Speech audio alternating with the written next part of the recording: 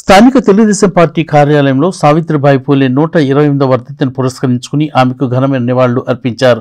ఈ సందర్భంగా జరిగిన కార్యక్రమానికి పట్టణ అధ్యక్షుడు తాడిపోయిన హరిప్రసాద్ అధ్యక్షత వహించి మాట్లాడుతూ సావిత్రిబాయి పూలేకు చదువు మీద ఉన్న ఆసక్తిని గ్రహించిన జ్యోతిరావు పూలే సావిత్రిబాయి పూలేకు చదువు చెప్పి ఆమె 10 మందికి మార్గదర్శకం అయ్యేలా చేశారని ఆయన అన్నారు.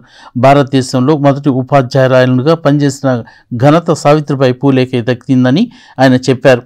స్త్రీలలో విద్యను వ్యాప్తి చేయాలని 10 మందితో పాఠశాలలు ఏర్పాటు చేసి చదువు చెబుతున్న సమయంలో దాన్ని అడ్డుకునేందుకు సావిత్రిబాయి పూలేని అనేక ఇబ్బందులు పెట్టారని ఆయన పేర్కొన్నారు. అయినప్పటికీ సావిత్రిబాయి పూలే మహిళలు విద్యావంతులు చేసేందుకు ఒక సంఘ సంస్కర్తలాగా కృషి చేసిందని ఆయన పేర్కొన్నారు. ఆనాటి సావిత్రిబాయి పూలే చేసిన త్యాగం నేడు ఈ రోజున మహిళలు చదువుకుని అన్ని రంగాల్లో ముందుకెళ్ళటానికి కారణమైందని ఆయన తెలియజేశారు.